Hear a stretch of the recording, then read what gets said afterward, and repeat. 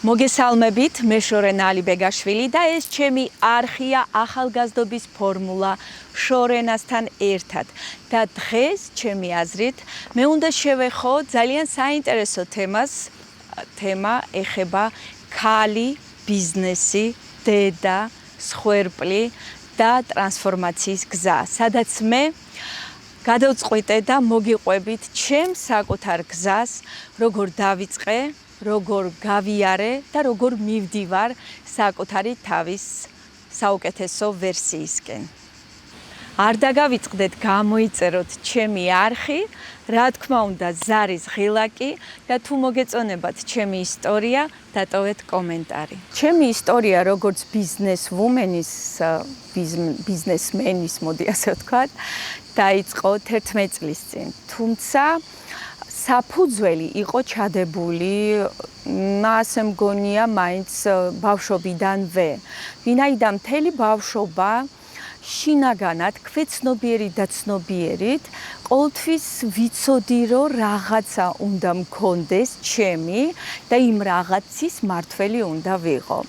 ეს გამოიხატებოდა არა მხოლოდ ჩემ რაღაც კონკრეტულ თვისებებში, მაგალითად ის თვისებები, რაც ჭირდება ბიზნესმენს, ეს ლიდერის მაგალითად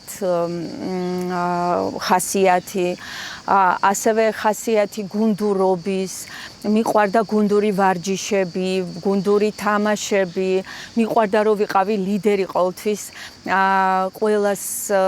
ყველასთან ერთად და ასევე მქონდა კიდე რაღაც თვისებები, რომელიც მე როგორც აღმოჩნდა, რომ თავიდანვე მცოდნოდა და მქონოდა ის განათლება, რაც დროთა დრო შევიძინე. ალბათ კიდე უფრო მეტ საინტერესო პროექტს მოვკიდებდი ხელს და შევქმნიდი. თუმცა დღევანდელი გადასახედიდან, რასაც ვფიქრობ და რასაც ვხედავ, ეს იყო ძალიან რთული, საინტერესო და ძალიან ტრანსფორმაციის გზა, სადაც მე არა მხოლოდ როგორც პიროვნება, როგორც პროფესიონალი, არამედ როგორც ადამიანი, მთელი თავისი არსებით ვიცვლებოდი და რა თქმა უნდა, საბოლოოდ, როდესაც შევქმენი ჩემი კომპანია, აი იქ კიდე დაიწყო ახალი პერიოდი და ამ პერიოდზე ზუსტად მინდა მოვყვე დღეს. რა თქმა უნდა, ძალიან რთულია, როდესაც ქალი, ბიზნესი, დედა და ამ ყველაფრის ერთად შეერთება ერთ ადამიანში და პლუს ამას ემატება ის, რომ შენ უნდა კარგად გამოიყურებოდე, უნდა იყო მუდმივად ბედნიერი არა მხოლოდ შეიძლება შინაგანად ბედნიერად არ გრძნობდე თავს, მაგრამ ოჯახში უნდა ასხივებდე იმ ბედნიერებას, რომ ყველა იყოს კმაყოფილი. ყოველ შემთხვევისთვის მე მაქსიმალურად ვცდილობდი და დროთა დრო ხვდებოდი, რომ აღარ მყოფნის ენერგია, ანუ ის რესურსი, რომელიც სჭირდება ამ ყველა სფეროს. რთულია, რა თქმა უნდა, იყო ქალი, დედა, ბიზნესმენი და პარალელურ რეჟიმში იმუშავო საკუთარი თავის ტრანსფორმაციაზე. თუმცა მაშინ, როდესაც ჯერ კიდე ვიყავი უფრო დედის ფუნქციებში აქტიურად ჩართული, იმიტომ რომ ბავშვები პატარები და შენ მაქსიმალურად, რა თქმა უნდა, შენი მთავარი მამოძრავებელი ძალა, შენი მოტივატორი და შენი ყველაფერი, ჩემი აზრით, ქალისთვის მაინც არის მისი საკუთარი შვილი. ამიტომ ძალიან რთულია ქალისთვის მიღწევა რაღაცის, თუ მას არ აქვს რამე მამოძრავებელი ძალა.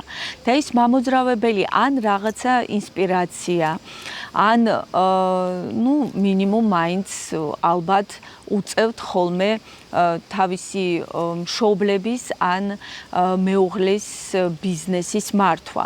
თუმცა ჩვენ რო გადავხედოთ ისტორიას, ბიზნესების ისტორიას, ჩვენ თუ ჩავეძიებით, რა თქმა უნდა, წარმატებული ქალბატონების ცხოვრებას, დავინახავთ, რომ თითქმის ყველას ცხოვრება არც ისე ადვილი იყო.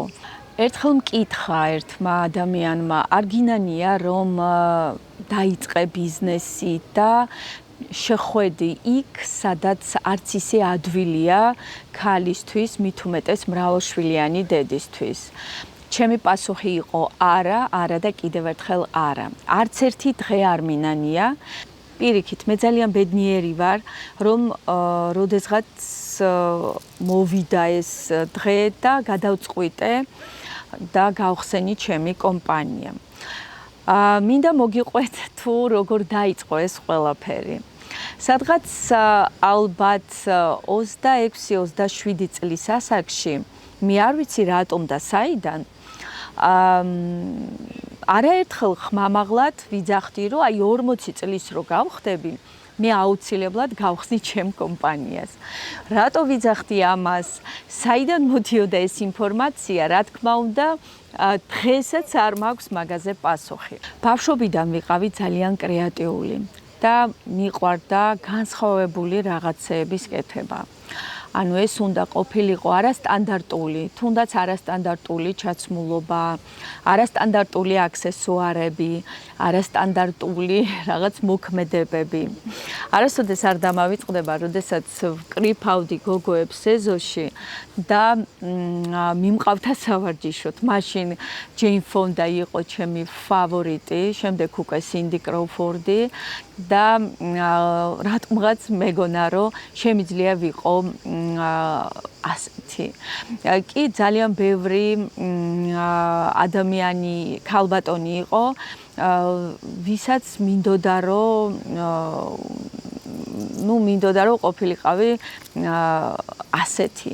ან ფიზიკურად, რა თქმა უნდა, მომწონდა ან მაგათი ტანი, ან მაგათი ქცევები, ან შეიძლება მენტალურად მიზიდავდა მაგათი ენერგეტიკა. ეგ არავინ არ იცის, იმიტომ რომ მაშინ ჩვენ ჯერ კიდე არ ვიცოდით, რას ნიშნავს მენტალური ჯანმრთელობა, რას ნიშნავს ენერგეტიკა და მით უმეტეს ეგზოტერიკას ძალიან შორს ვიყავით. თუმცა მიზიდულობის კანონი იყო, ალბათ ის ყოველთვის არსებობს და მუშაობდა ყველა შემთხვევაში.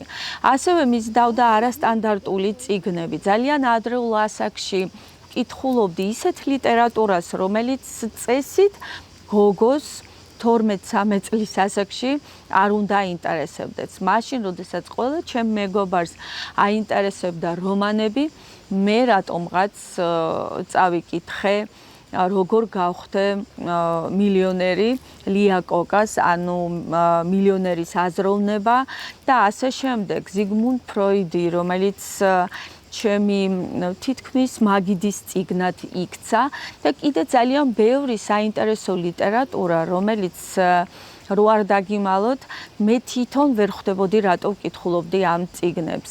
უბრალოდ ჩვენ სახლში ქონდა საკმაოდ დიდი ბიბლიოთეკა და კულტურა და ზოგადად განათლებას ოჯახში ძალიან დიდ ყურადღებას აქცევდნენ, როგორც დედაჩემის მხარე, ასევე მამაჩემის მხარე. კიდე მახსოვს ჩემ ბავშვობიდან, როდესაც ვწერდი რაღაცა სახელს და ეს სახელი არ იყო ჩემი, ყველაზე საინტერესო არის. იყო სხვადასხვა სახელები, მაშინ მომწონდა უფრო წარმატებული ქალბატონების სახელები და რატომღაც ფიქრობდი, რომ აი მე რომ ექნება კომპანია, აუცილებლად დავარქმევ ამ სახელს. ეს სახელი არანაირად სახელები უბრალოდ არანაირად ახლოს არ იყო ჩემ სახელთან და ყველაზე საინტერესო კიდე არის ის, რომ ჩემი სახელის მიმღებლობა არ მქონდა. რატომღაც არ მომწონდა სახელი შორენა და მთელი ბავშვობა მინდოდა, რომ ეს სახელი, სხვა სახელი დაერქვათ ჩემთვის. ვირქმევდი სხვადასხვა სახელებს და ერთ-ერთი იყო მონიკა. საიდან მოდიოდა მონიკა, ამის ისტორიას აღარ მოვყვები ეხლა. ამ კადრებში, თუმცა რა თქმა უნდა, ესეც არ იყო გამოგონება და ამის წინაპირობა ჰქონდა. ასევე მიყვარდა ძალიან ხატვა.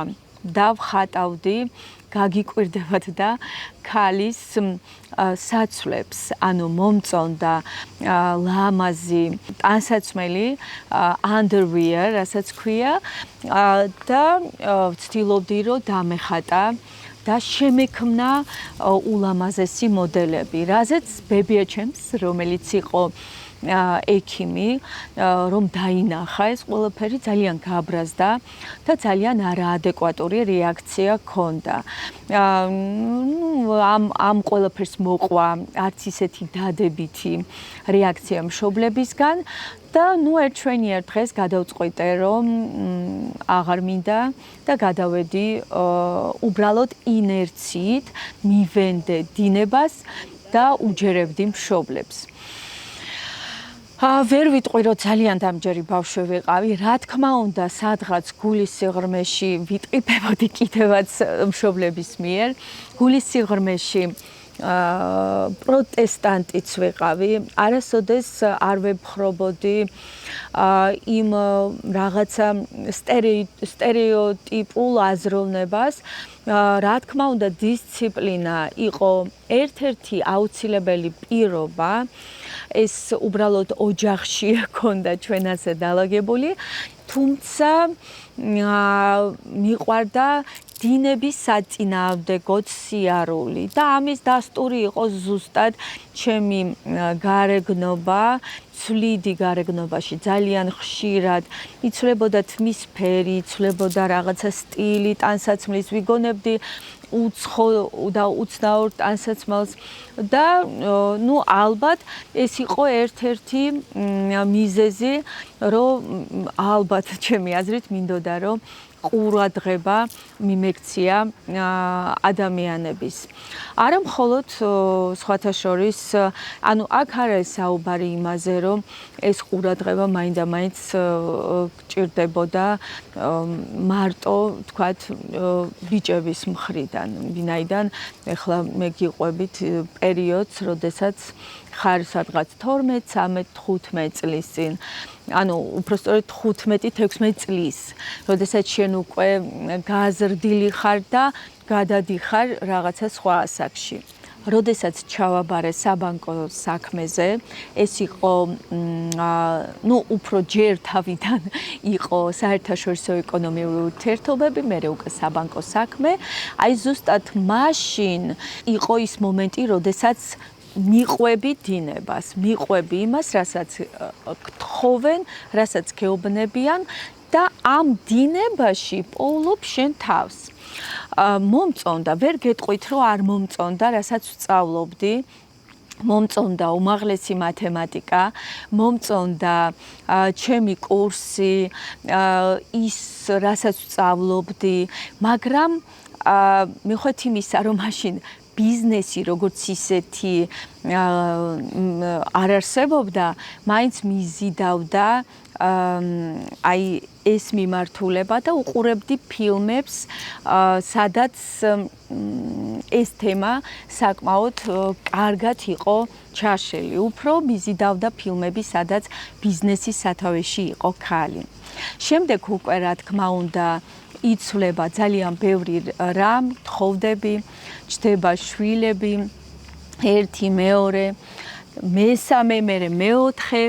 ამ პერიოდს აღარ მოვყვები, თუმცა ამ პერიოდის განმავლობაში მე მუდმივად მუშაობდი, განუწყვეტლივ მუშაობდი არა მხოლოდ როგორც პროფესიონალი და ვიზრდებოდი როგორც პიროვნება, პიროვნული ზრდა, აუცილებლად სულიერი ზრდა, იმიტომ რომ ეს არის ის პერიოდი, როდესაც აქტიურად დავდიოდი ტაძარში და ძალიან ბევრ კითხვაზე ვეძებდი პასუხს. ასევე, რა თქმა უნდა, არის მეორე მხარე, სადაც ეს არის უკვე შენი ოჯახი, შენი პირადი ურთიერთობები, სადაც პერიოდულად მიწევდა რაღაც ბრძოლები, მოდი ასე დავარქმევ, იმიტომ რომ გინდა რომ დაიმკვიდრო შენი თავი არა მხოლოდ როგორც პროფესიონალი, არამედ როგორც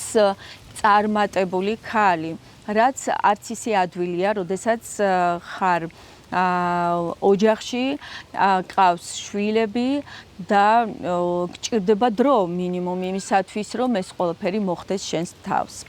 შემდეგ უკვე, როდესაც ხვდები ერთ ძალიან საინტერესო ადგილას, სადაც მე პრინციპში უკვე ბოლო 10 წელი, სანამ გავხდი ბიზნესვუმენი, ვიმუშავე, იქამდე იყო 1-2 ადგილი, რომელიც გამოვცვალე და აი იმ კონკრეტულ ადგილში მე ძალიან მადლიერი ვარ იმ ადამიანების, იმ პიროვნებების, იმ სიტუაციის, რომელიც იყო ძალიან მკაცრი ჩემთვის, იმიტომ რომ ძალიან ბევრი სტრესული პერიოდი გავიარე იმ დროს. ის სიმკაცრე თითქოს იყო ძალიან სტრესული, რაც აისახებოდა, რა თქმა უნდა, მენტალურად ჩემ მდგომარეობაზე. ამის დასტურიც არის ზუსტად ის, რომ ძალიან ხშირად ხვდებოდი ცუდად და ეს იყო უფრო ნერვიული, ეს პანიკური შეტევა, რასაც ახლა ეძახიან, ნერვიული, სტრესული მომენტები მქონდა ძალიან ბევრჯერ, მქონდა გულის წასვლებიც, დეპრესიაც გავიარე სხვათა შორის და ეს პერიოდი მახსოვს ძალიან კარგად, როდესაც ჩავარდი საკმაოდ სერიოზულ დეპრესიაში, მაგრამ ზუსტად ის, რომ როდესაც შენ მუშაობ საკუთარ თავზე, როდესაც შენ მუშაობ საკუთარ თავზე არა მხოლოდ ფიზიკურად, არამედ მენტალურად და ენერგეტიკულად, მაქსიმალურად ვცდილობდი, რომ გამომეყვანა ჩემი თავი ამ მდგომარეობიდან და რა თქმა უნდა, იყვნენ ადამიანები, ვინც გვერდში დამიდგა იმ პერიოდში. თქვენ წარმოიდგინეთ, მქონდა ისეთი პერიოდი, როდესაც კიდევ კაი დიდხანს არ გაგრძელდა, რომ შვილების დანახვაც არ მინდოდა. აი უბრალოდ ვიწექი და არაფერი არ მინდოდა. ვტიროდი და ვერ ხვდებოდი რა ხდება. მეშინოდა, მეგონა რომ მოვხვდები და რა ეშველება ჩემ შვილებს, ვინ მიხედავს და აი ეს რაღაცა მდგომარეობა ალბათ იმ მომენტშიც იზრდები და გადადიხარ რაღაც უკვე სხვა ეტაპებზე. რა თქმა უნდა, ის პერიოდი იყო რთული, მაგრამ ვცდილობ, რომ აღარ მახსენდება, იმიტომ რომ ძალიან ბევრი ვიმუშავე საკუთარ თავზე და ამაზეც მოვყვები. მაშინ მე ისევ დაუბრუნდი ეკლესიას და ეკლესია, რა თქმა უნდა, ჩვენ რწმენა და რელიგია ეს ყოველთვის ჩემშია და ყოველთვის ლოცულობ, მაგრამ მე ვიძახი აქტიურად. უფრო ხშირად დავიწყე სიარული ზიარებებზე, სალმონებს კითხულობდი და ძალიან ბევრ რაღაცებს ვაკეთებდი იმისათვის, რომ გამოვსულიყავი ამ მდგომარეობიდან. და რა თქმა უნდა, სამსახური, რომელზეც მალევე დავბრუნდი, დავიწყე მუშაობა და თითქოს სამსახურმა თვითონ ჩემმა პროფესიამ დაალაგა ყველაფერი. შემდეგ გრძელდება ჩემი ცხოვრების პერიოდი, ჩვეულებრივად ზრდი შვილებს, გადიხარ ამ სირთულეებს. მე ძალიან კი დამხმარე მყავდა სახლში, ძიძა ყავდა ჩემ შვილებს, მაგრამ ეს ძიძა სულ არ იყო და ვერ ვიტყვი, რომ მატერიალურად ვიყავი სულ გამართული ისე, რომ შემეძლო ძიძის ფული გადამეხადა. თქვენ ჩათვალეთ, რომ საკუთარი ჩათვალეთ, რომ ვიყავი სხვერპლი საკუთარი თავის.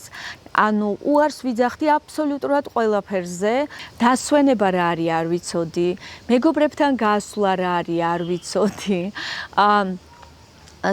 არ დაგიმალავთ და ტანსაცმელსაც არ ვყიდულობდი ახალს ეკონომიას ვაკეთებდი ყველაფერზე აბსოლუტურად ოღონდ ის ვალდებულებები რაც მქონდა გადამეხადა ეს იყო კომუნალური ეს იყო ბანკის რაღაც სესხები ან სესხი რომელიც პერიოდულად იყო ჩვენს ოჯახში და იყო ძალიან კიდე რთული პერიოდი რა თქმა უნდა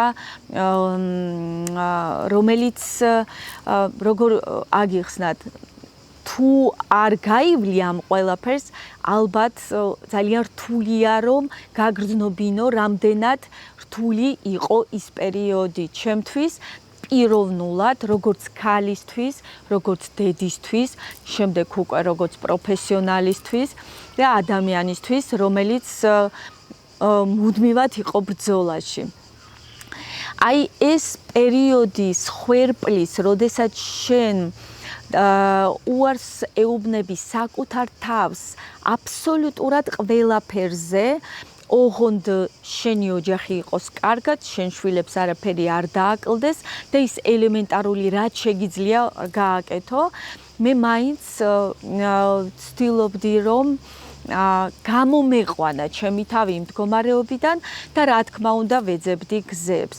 ეს გზები იმ დროისთვის ეხლა უფრო ადვილია, იმიტომ რომ სოციალური ქსელი, იმიტომ რომ ძალიან ბევრი ადამიანი საუბრობს ერთ და იგივე თემაზე. მაშინ იყო ძალიან რთული, იმიტომ რომ ჩემს გარშემო ის თემა, რასაც მე ვეხებოდი, თითქმის არავისთვის მიმღებლობა, არავის არ ქონდა ამის მიმღებლობა. აი ეს წარმოიდგინეთ, მე რასაც გიყვებით, ამ პერიოდში მე ვითარდები როგორც პროფესიონალი, ვქნი ჩემს საკუთარ რაღაც საავტორო ტექნიკებს და პარალელურ რეჟიმში მუშაობ როგორც ქალი საკუთარ თავზე, იმიტომ რომ ყოველთვის ვიყავი მოწესრიგებული, გამორიცხული იყო, რომ სახლიდან გამოსულიყავი რაღაცნაირად მე მახსენდება ჩემი დედამთილის გამონათქვამი რუსულენოვანი იყო, ძირითადად რუსულად საუბრობდა. იძახდა რომ ნეტა კამერა იდგეს სადმე სახლში და ხალხი იყურებდეს რა ელვისებური სიჩქარი დარბიხარ სახლში სანამ მოემზადები. მართლა ძალიან ჩქარად ვაკეთებდი ყველაფერს. სისწრაფე ქონდა არა მხოლოდ იმას რომ ვთქვათ დაალაგე ლოგინი, გამზადე საჭმელი, ბავშვს გამომცვალე, იქ რაღაცა მოამზადე, იქ პირველი, მეორე, მესამე რაღაცა, მოკლედ რაღაცა კითხე, გამოკითხე, ამავე დროს ძალიან სწრაფად ვაკეთებდი მაკიაჟს, ვიცმევდი, აი უცებ წყვიტავდი ამ ყველაფერს და შემდეგ გამოვარდნა სახლიდან და ზოგჯერ ლიფტში კიდე ვაგრძელებდი მომზადების პროცესს. თუმცა სახლიდან რო გამოვდიოდი, აუცილებლად უნდა ყოფილიყავი მოწესრიგებული, რომ ვერავინ დედამიწის ზურგზე ვერ მიხვდეს, რომ მე აი ესე რთულად მაქვს ყველაფერი დაალაგებული ოჯახში და ბევრი რაღაცის დაძლევა გჭირდება, იმიტომ რომ ელემენტარულად რთულია. შემდეგ უკვე, როდესაც ბავშვები იზრდებიან და შენც ხვდები, რომ ბავშვებთან ერთად შენ გჭირდება უფრო მეტი შემოსავალი იმისათვის, რომ ბავშვებს დაუკმაყოფილო, ელემენტარული, აქ არ იყო ლაპარაკი რაღაც ზედმეტობებზე. აქ იყო საუბარი მხოლოდ და მხოლოდ იმ ელემენტარულზე, ეს არის ჩაცმა, დახურვა, იქ რაღაცა განათლება და ასე შემდეგ. ეს რა თქმა უნდა ყველაფერი გააზრებული მქონდა და ალბათ დასვავენ კითხვას, რატომ მხოლოდ შენ? ასე დაალაგდა, ასეთი ვიყავი, ასე დაალაგდა ჩემი საქმე, ოჯახი. ალბათ ეს არის ის გზა, რომელიც ალბათ არა, ეს არის ის გზა, რომელიც მე უნდა გამევლო და შემდეგ უკვე მე მინდა მოვყვე ერთი მომენტი, როდესაც უკვე შენ სამყაროში გაქვს გაშვებული რაღაცა კითხვა, რომ როგორ დავიწყო, ან როდის დავიწყო, საიდან დავიწყო. მაშინ, როდესაც შენში არის პოტენციალი ლიდერის, შემოქმედის, შენ შეგიძლია გუნდურობა, შენ გაქვს საშუალება რომ ესეც გამომდიოდა ძალიან კარგად სხვათა შორის სხვისი გარეკლამება. ანუ შემეძლო რომ ელემენტარულად, აი მაგალითად აი ესე ბოთლზე მოყვე როგორი საოცარია, როგორი განსაკუთრებულია და როგორი მნიშვნელოვანია. მაგრამ რა თქმა უნდა მოწმენდილ ცაზე ეს ყველაფერი არ ხდებოდა თუ ადამიანი არ იყო ჩემთვის მისაღები და თუ არ იყო მაგალითად ის ადამიანი მართლა პიროვნულად არ ვარგოდა, მოდი ასე ვთქვათ, გაფუჭებული ადამიანი იყო, გაფუჭებული სისხლით, ეს გამონათქვამი არის ну მაინც გადავთარგმნე ასე ვთქვათ. რა თქმა უნდა, არა, მაგრამ მე თუ ვხედავდი რომ ადამიანში პოტენციალს თუ ვხედავდი, ძალიან კარგად გამომდიოდა ამ ადამიანის და ასევე მისი საქმიანობის წინ წაწევა. და ვხედავდი ჩემში ამ პოტენციალს და არა მხოლოდ მე. ამას ხედავდნენ სხვა ადამიანებიც. უბრალოდ ნახეთ, შენს გარშემო უკვე ადამიანები იყოფა ორ ნაწილად. ერთი კატეგორია, რომელიც გძირავს და გეუბნება, არაფერი არ გამოგივა. შენ ეს არ უნდა აკეთო, შენ ჯერ ეს უნდა აკეთო. ეს ჯერ არა, აი მე შენ დროს და ასე შემდეგ. და მეორე კატეგორია, მიდი გააკეთე, ნახე რა კარგად გამოგდის, ნახე როგორი მაგარია და როგორი მაგარი ხარ. უნდა მიიღო გადაწყვეტილება და აი ამ ორ ჯგუფის შორის გააკეთო სწორი არჩევანი, რომელ მხარეს წამოხვალ. მე დარწმუნებული ვარ, რომ ძალიან ბევრი ქალბატონის ცხოვრებაში არის და არიან ადამიანები, ვინც ეუბნება, რომ ამის დრო არ არის, ეს ჯერ არა, მოდი ახლა გამოზარდე ბავშვები და მერე მიხედე შენ თავს. მაგრამ დამიჯერეთ, მერე შეიძლება მიხედო შენ თავს, რა თქმა უნდა, მაგრამ მერე უკვე სხვა განზომილებაში გადადიხარ, სხვა სიტუაციაში ხვდები, სხვა მოთხოვნილებები გიჩნდება და შეიძლება მერე აღარ იყოს ისეთი, როგორც შეუძლია იყოს იმ მომენტში. და აი მაშინ ზუსტად მახსოვს ჩემი შინაგანი აფირმაცია იყო დაიჭირე მომენტი. დაიჭირე მომენტი და არ გადადო. მე მიხვდი რომ აუცილებლად უნდა გავყვე იმ მომენტს, როდესაც ჩემი შინაგანი მკარნახობს და მეუბნება, მიდი გააკეთე და ის ადამიანები, ვინც უკან წევდნენ, იმ ადამიანებთან ნელ-ნელა ვიკავებდი დისტანციას და საბოლოოდ დღეს ზოგიერთი არის ჩემს გვერდში, მაგრამ უბრალოდ კომუნიკაციის დონეზე. ისე ახლოს ნამდვილად ვცდილობ, რომ არ ვიყო. და თვითონ ეს ადამიანებიც ალბათ ხვდებიან ამ ყველაფერს. ასევე მე მინდა მოვყვე ერთი მომენტი, როდესაც აი შენ უშვებ სამყაროში იმ კითხვას და ამ კითხვაზე აუცილებლად მოდის პასუხი. რა თქმა უნდა, წიგნების წაკითხვა და საინტერესო ისტორიების მოსმენა, ძიება, ეს იყო Google ძიება, ეს იყო წიგნი, ეს იყო სხვადასხვა წყაროები. ამას პრინციპული მნიშვნელობა ეხლა ალბათ არ აქვს, მაგრამ მინდა გითხრათ, რომ მე ამ ყველაფერს არა მხოლოდ ვიმახსოვრებდი, მე ყველაფერს ვაკონსპექტებდი, ყველაფერს წერდი.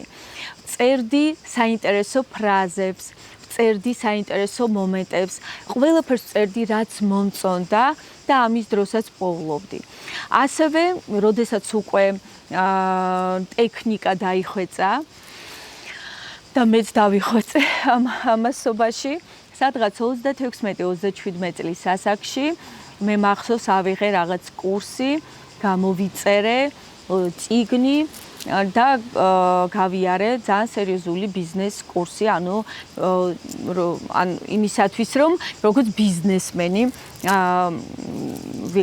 ყოფილიყავი უფრო საინტერესო, უფრო მოდერნიზირებული მოდელი ბიზნესის ამეღო, იმიტომ რომ ის, რასაც ჩვენ ვსწავლობდით მაგალითად უნივერსიტეტში, ეს ეკონომიქსი, საფუძვლები მენეჯმენტის და ასე შემდეგ, რა თქმა უნდა, ეს არის ყველაფერი რით, ანუ ანბანი, რასაც ქვია, მაგრამ არსებობდა კიდე სხვადასხვა ბიზნეს მოდელები და მე ყოველთვის მაინტერესებდა და რა თქმა უნდა ვსწავლობდი ამას.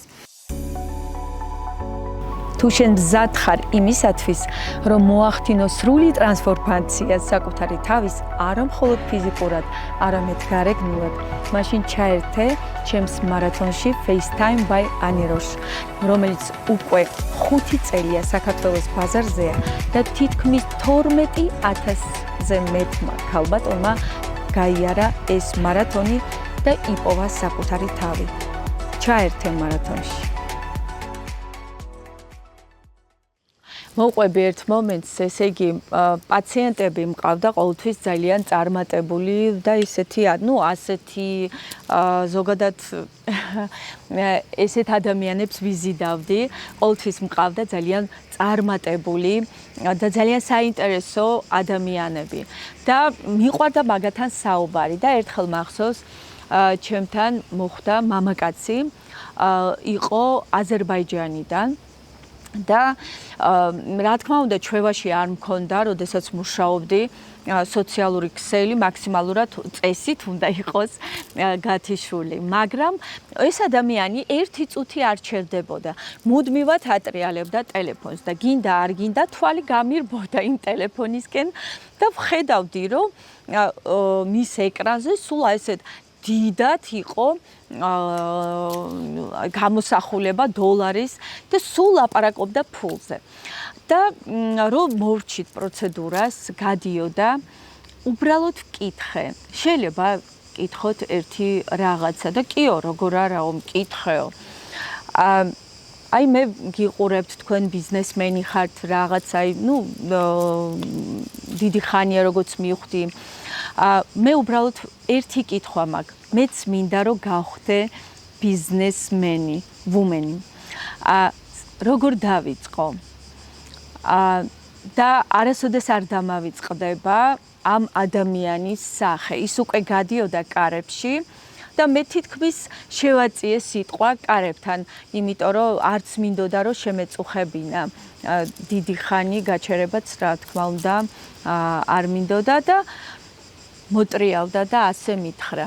გახსენი შენი კომპანია. და აი მე ნახავ როგორ უნდა გახდე ბიზნესმენი და მე აუცილებლად 1 წლის მერე ამ ყველაფერს გავაკონტროლებ.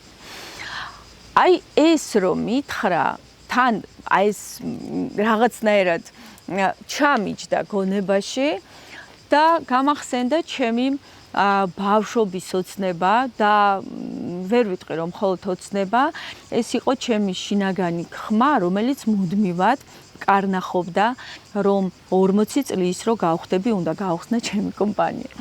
მოკლედ, და ეს დღე დადგა. გავხდი 40 წლის და გავხსენი ჩემი კომპანია. დავაარსე და დადგა საკითხი, რა დავარქვათ კომპანიას.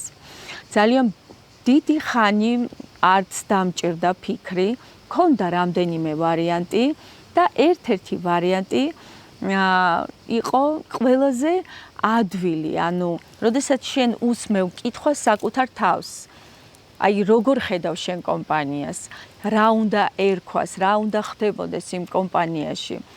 რა თქმა უნდა, ჩემი სახელი, რომელიც მე თქვენ წარმოიდგინეთ იმ მომენტში არ მომწონდა. ჯერ კიდე შორენა, როგორც სახელი, კი მომწონდა. მაშინ ანუ რაღაცნაირად შემოკლებით შოკოს, შორეს, შოს, აი ესე მეძახდნენ. მაგრამ აი შორენა, აი ეს სახელი თვითონ არ მომწონდა. და გამახსენდა, რომ როდესაც მე ვხატავდი ბავშვობაში, ჩემ სურათების ქვეშ წერდი ჩემ სახელს უკუღმად. და ჟღერდა ძალიან საინტერესოდ ანია როშ. და ზუსტად მოხდა ეს მომენტი, როდესაც დავწერე ანია როშ და მე ჩემ მეგობართან ერთად ჩემი მეგობარი, რამეს მეხუთე შვილი. მაშინ ჯერ კიდე ძალიან პატარა იყო, 17-18 წლის. ის მეხმარებოდა კომპიუტერთან და ვუთხარი, მოდი ახლა გამიცალკავე, A გაზარდე, R გაზარდე და რო დავინახეთ, ორივეს გაგვინათთა თვალები. ანე, როშ. ჟღერადობაც ქონდა ისეთი რაღაცნაირი ფრანგული, ვიზუალურადაც ძალიან კარგად ისე გამოიყურებოდა და მივხვდი, რომ ეს ის არის. შრიფტიც დავტოვე, თქვენ წარმოიდგინეთ ზუსტად ის, რა შრიფტიც პირველად დავინახე გამოსახულებაში. კიდევ ერთი ისტორია მახსოვს, ჩემი ბიზნესამდე გზა, რომელიც გავიარე. ეს იყო ის მომენტი, როდესაც აი უკვე შინაგანად შენ თითქოს მზად ხარ რაღაცა გრანდიოზულისთვის და შენ ამას გრძნობ, რომ იტყვიან ხოლმე არ გასვენებს გამჩენიო, რაღაც მიედმოედები, ცდილობ ხან რას, ანუ როგორი შეგრძნება მქონდა, იცით, თითქოს ვარ რაღაცა აკვარიუმში, მე ვარ თევზი და მინდა რომ გადავხტე ოკეანეში და ცდილობ ყველანაირ გზას პოულობ და თითქოს ეს ყველაფერი დახურულია, თითქოს კი არა ესეც იყო და მე ვხვდებოდი, რომ აქედან მე ოკეანეში ვერ მოხვდები, რომ იმისათვის, რომ მე მოხვდე იქ, საიდანაც მივყავარ ჩემ მფარველ ანგელოზებს, ზუსტად აი ის გზა არის ყველაზე რთული, ყველაზე საინტერესო, მაგრამ ამისათვის მე უნდა ამოვხტე ამ აკვარიუმიდან, მაგრამ ყველაზე რთული არის ის, რომ ამოვხტები და გვხვდება თუ არა ის ოკეანი. ეს ცოტა ისე ვთქვი, მაგრამ აი ეს შეგრძნება მქონდა შინაგანად. ასე მეგონა, რომ ყოველად შემძლე ვარ და ჩემ შვილებს გაუკეთებ ისეთ მომავალს, რომელსაც იმსახურებენ. რა თქმა უნდა, მხოლოდ ჩემი შვილები იყვნენ, არიან ეხლაც ჩემი მთავარი სამოტივაციო ველი, ანუ ენერგია, რომელიც მოდის მაგათგან.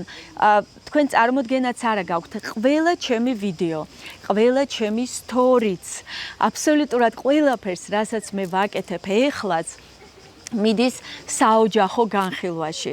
აუცილებლად ვეკითხები ყველა სათითაოდ, მოგწონს, თუ არ მოწონს, რა არ მოგწონს, მოგწონს ჩემი ვიზუალური მხარე, ან რაღაცა სიტყვა არ თქვი სწორად, თუ რა და შემდეგ უკვე, ანუ ჩემი შვილები არიან ჩემი ყველაზე პირველი და მთავარი კრიტიკოსები. და მინდა მოვყვე ერთი მომენტი, როდესაც აი ხარ აი ამ მდგომარეობაში, უკვე ვიზუალურადაც გეტყობა, იცვლები ვიზუალურად, იმიტომ რომ ნახეთ, როდესაც შენ ხარ სხვერპლის პოზიციაში, ანუ სხვერპლის პოზიცია ეს როდის არის, იცით, როდესაც შენ თმობ. ყველას ცდილობ, რომ ყველასთვის იყო კარგი. ცდილობ, რომ ყველაფერი გააკეთო უანგაროდ. გონია, რომ შენ თუ ეხლა აი ამას გააკეთებ და მოსთხოვ რაღაცას ადამიანს, რომ შენ ამით რაღაცნაირად იმ ადამიანის თვალში ცუდი გამოჩნდები. ანუ არ ვიცი რატომ იყო ეს ჩემში ესე გაჟღენთილი, მაგრამ ასეთი ვიყავი, ეხლაც არის, რა თქმა უნდა, სადღაც ნარჩენები და ამ ყველაფერთან მუშაობ. თუმცა აი ეს ის მომენტი არის, როდესაც მე ვგრძნობ, რომ უკვე უნდა გადმოხვდე ამ აკვარიუმიდან და არ ვიცი ბრმად, მე არ ვიცი იქ არის თუ არა ზღვა, ოკეანე, თუ დავებრეხები სადღაც და აღარ ვიარსებებ, მაგრამ ისიც ვიცოდი, რომ ამ აკვარიუმშიც ვეღარ ვიარსებებ, იმიტომ რომ მახჩობს ის სიტუაცია. მერჩივნა რომ გამეკეთებინა ის ნაბიჯი, ვიდრე დარჩენილიყავი იქ სადაც ვიყავი. და ზუსტად იმ მომენტში თქვენ წარმოიდგინეთ, როგორი მნიშვნელოვანია, როდესაც შენ ხვდებიან სწორი ადამიანები.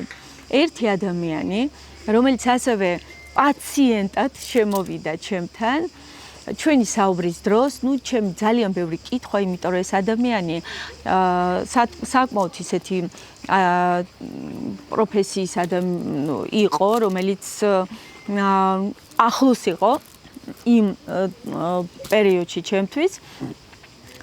მე ამ ადამიანს ვეკითხები, აი მაგალითად მაინტერესებს შენი აზრი, აი გადავწყვიტე, რომ აი ესე რაღაცა საუბრობ და არ ვიძახი რა თქმა უნდა რომ ვაპირებ ბიზნესის გაკეთებ, ჯერ არ ვიძახი მაგაზე. უბრალოდ ვსაუბრობ, რომ ჩემ თავს ცოტა სხვანაირად ვხედავ, ის რაღაცას მეკითხება და მოტრიალდა და მეუბნება. ვერ გზნობ, რომ ვეღარ ეტევი ამ ოთახში და არა მხოლოდ ამ ოთახში. შენ თვითონ ვერ ხვდები ამას? კი ხვდები მეთქი, მაგრამ აი რაღაცა ჯერ კიდე ამას თუ შენ თვითონ არ გადადგავ ნაბიჯს, შენს მაგივრად ამას არავინ არ გააკეთებს. და თქვენ წარმოიდგინეთ, ზუსტად მაშინ ეს მომენტი იყო, გამახსენდა ის ადამიანი, ისიც იყო მამაკაცი სხვათა შორის, რომელმაც მითხრა, რომ შენ უნდა გააკეთო ეჟენი კომპანია. შემდეგ იყო კიდე ერთი აი ესეთი ადამიანი, რომელმაც ასევე ბიძგი მომცა და ერთშვენიერ დღეს მივიღე გადაწყვეტილება და გადავდგი ეს ძალიან საპასუხისმგებლო ნაბიჯი.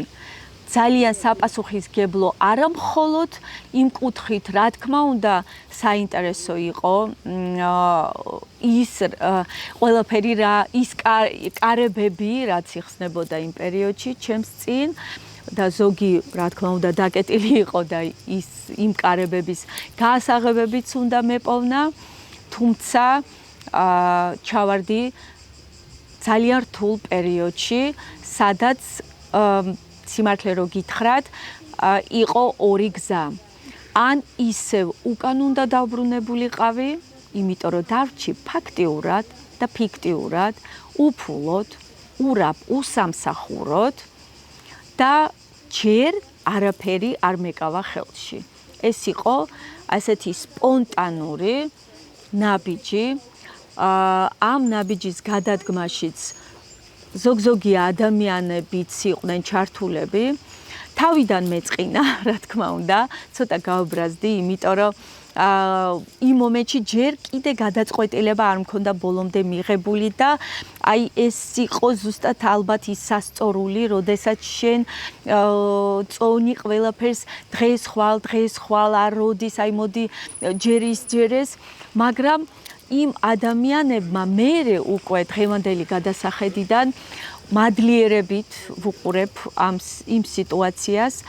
ის ადამიანები იყვნენ ზუსტად ის ძალა, რომელმაც გამიკეთა ფაქტიურად ამომაგდო იმ აკვარიუმიდან, დამაბრეხვა, რასაც გვია და მე აი ესე ხოხვით ჩავხტი მერე ოკეანეში. და აი ეს ისტორია უკვე არის ჩემი ბიზნესის დაწყების ისტორია, სადაც მოხდა უკვე ჩემი სრული ტრანსფორმაცია. მე მინდა გითხრათ, რომ ფოტოებსაც რო ეხლა უყურებ, შემიძლია ვთქვა, რომ არსებობს ასეთი ფოტო ჩემს ცხოვრებაში. მე რა თქმა უნდა ისიც შეიცვალა before and after business. ანუ ის პერიოდი სანამ ბიზნესამდე ვიზუალურად როგორ გამოვიყურებოდი და ის პერიოდი, როდესაც უკვე ბიზნესში შევედი და როგორ გამოვიყურებოდი მაშინ, როდესაც დავიწყე ბიზნესი. რა თქმა უნდა, ეხლაც ვიცვლები, ტრანსფორმირდები, მუშაობ საკუთარ თავზე, მაგრამ ეს უკვე სხვა დონის ტრანსფორმაცია. ის ტრანსფორმაცია და ის რთული გზა, რომელიც მე გავიარე, ის არის ყველაზე რთული ჩემი აზრით, იმიტომ რომ ჩათვალეთ, რომ სხვერპლის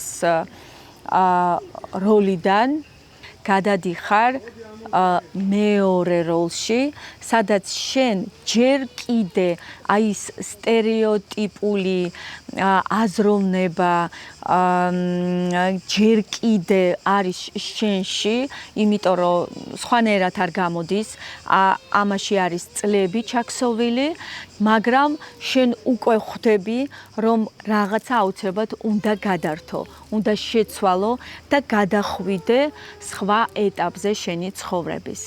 და ზუსტად ეს სხვა ეტაპი იყო ბიზნესის დაწყების ეტაპი. ამაზე კიდე აუცილებლად მოგიყვებით შემდეგ ჩემ ვიდეოში, რომელიც გახსნის მთლიანად ჩემი ბიზნესის ისტორიას, საიდან დავიწყე, როგორ დავიწყე, როგორ შევქმენი ჩემი პირველი თიმი და შემდეგ უკვე ის სირთულეები, რომელიც გავიარე და რომელსაც გავდივარ ეხლაც. უბრალოდ, რა თქმა უნდა, შენც ვითარდები და იცვლება შენი მიდგომა ამ ყველაფერთან. და ტრანსფორმაციის გზა, რა თქმა უნდა, გრძელდება. ასევე მინდა აღვნიშნო კიდე რა, აი ამ ტრანსფორმაციის პერიოდში, რომელიც გრძელდებოდა ჩათვალეთ 16 წლიდან, სადღაც 40 წლამდე ეს პერიოდი, რა თქმა უნდა, იყო ძალიან ბევრი საინტერესო წყაროები, როგორც ბრაიან ტრეისი, როგორც უორენ ბაფეტი, როგორც სხვადასხვა წიგნები, ლია კოკა და ასე შემდეგ, რომელიც ძალიან საინტერესო იყო არა მხოლოდ თავისი იმ წარმატების ფორმულებით, არამედ თუ მათი მე ყოველთვის მაინტერესებდა როგორ სირთულეებს გადიოდნენ ისინი ბიზნესში. და მახსოვს ერთხელ სადღაც ძალიან 27 წლის ასაკში თვალში მომხვდა ესეთი წარმატების, უფრო წარმატების არა, ბალანსის ბორბალი, რომელშიც იყო ალბათ იცით, ესეთი გამყოფი სხვადასხვა სფეროები, სადაც შენ უნდა 10 ბალიანი სისტემით ჩაგეწერა თუ 10 ბალიანი სისტემით შენ თავს სათხედავ. მაგალითად, იქ ჯანმრთელობა, პიროვნული ზრდა, იქ ურთიერთობები და ასე შემდეგ, მოკლედ. და მე აი ესეთი ბორბალი მაქვს გაკეთებული პერიოდულად, აი ესე 2-3 წელიწადში ერთხელ ვაკეთებ და აი ეხლა რომ ახსენდება ჩემი პირველი ბორბალი და დღეს უკვე რამდენი წელი გავიდა, ჩათვალეთ 20-ზე მეტი წელი, ხო? თითქმის ყველა სფერო, რაც იყო აი ბალების სისტემით, ხო, 2-3 ქულას ვაძლევდი საკუთარ თავს, გავასწორე, ანუ თითქმის მივიყვანე, რკალები გავშალე, ერთი სფერო არის, რომელიც ვერაფრით ვერ გავშალე და აი ამ სფეროზე მუშაობ დღეს. თუმცა ერთის მხრივ თითქოს და ვერ, მაგრამ მეორე მხარე აქვს ამ ყველაფერს, სადაც მე ამ სფეროს უბრალოდ ცოტა სხვა კუთხით შევხედე. და აი ეს თუ გაინტერესებთ, რა თქმა უნდა, ამაზე აუცილებლად მე კიდე ცალკე ჩართვას გავაკეთებ და მოვყვები თუ როგორ ხდებოდა ეს ყველაფერი და როგორ შეძლოთ და გამოასწოროთ, როგორ მოახდინოთ ის ტრანსფორმაცია საკუთარი თავის და შეძლოთ მოიპოვოთ ბალანსი მაშინ, როდესაც თქვენი როლი იცვლება დღეში მინიმუმ 10 ჯერ. ხარ დედა, ხარ ბიზნესვუმენი, ხარ ადამიანი, ხარ შვილი, ხარ მეგობარი. ჩვენ გვიწევს ქალს ზოგადად მამაკაცისგან განსხვავებით უწევს ძალიან ხშირად საკუთარი როლის შეცვლა დღის განმავლობაში. იმიტომ არიან მამაკაცები უფრო წარმატებულები ბიზნესში. იმიტომ კი არა რომ რაღაცა იმიტომ არამედ ქალს უწევს ძალიან ხშირად ტრანსფორმირება საკუთარი თავის ერთი მდგომარეობიდან მეორე მდგომარეობაში. პირველ რიგში ის არის ქალი. დავიწყოთ იქიდან, მაგრამ სანამ ქალი გაიაზრებს, რომ ის ქალია, ამისთვისაც უნდა გავიდეს რაღაც პერიოდი დრო. ანუ დრო უფრო სწორედ. ანუ იწყება დედა, მერე ხარ შვილი, ქალი, მეუღლე, ან არ ხარ თქვათ მეუღლე და გაქვს იქ რაღაცა შენი პირადი ურთიერთობები, ან საერთოდ არ გაქვს ეს პირადი ურთიერთობები, მაგრამ გყავს მეგობრები და ასე შემდეგ და შემდეგ ამ ყველაფერში ირთვება კიდე ბიზნესი და ასე შემდეგ. ბიზნესი ზოგადად არის ერთი დიდი ორგანიზმი და აი ამ ერთ ორგანიზმს სჭირდება სრული კონცენტრირება, სჭირდება ცოტა სხვანაირი მიდგომა და ქალისთვის მით უმეტეს თუ ის ქალი არის ხვერპლი, ანუ თავის თავს ხვერპლობს სხვადასხვა მიმართულებებში, ეს არის ზუსტად თუნდაც ის მისი ჩვეული გარემო, რომელშიც ის იზრდება, რომელშიც ის ვითარდება და შეიძლება არ გრძნობს თავს ხვერპლად, მაგრამ უწევს რაღაც ანგარიშის გაწევა. აი ეს ენერგია, რომელიც ჭირდება ბიზნესს, ნაწილობრივ, რა თქმა უნდა, ერთმევა და ამიტომაც ქალი პირველ რიგში, როდესაც იწყებს თავის საქმიანობას, ის ქვეცნობიერით და ცნობიერით მაინც არის იქ, მაინც არის თავის შვილებთან, არის ოჯახში. არის დამოკიდებულია თავის ენდოკრინულ სისტემაზე, როგორ გამოიყურება და ასე შემდეგ. და ამიტომ ძალიან რთულია ქალისთვის, როგორც ბიზნესმენისთვის, მოახდინოს საკუთარი თავის ტრანსფორმაცია. და ზუსტად აი ეს ტრანსფორმაცია, როგორ მოახდინე, როგორ შევძელი საკუთარი თავის შეკრეფა და ამ გზის გავლა, რა ინსტრუმენტები გამოვიყენე, რა თქმა უნდა, ამაზე უკვე მოგიყვებით შემდეგ ჩემ ჩართვაში, რომელშიც არა მხოლოდ მოგიყვებით თუ რა გზა გავიარე, არამედ გასწავლით და გაგიზიარებთ სხვადასხვა გზებს, რომელიც შეგიძლიათ გამოიყენოთ დღესვე.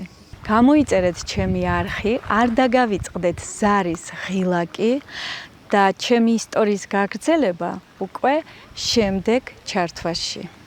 ბედნიერად.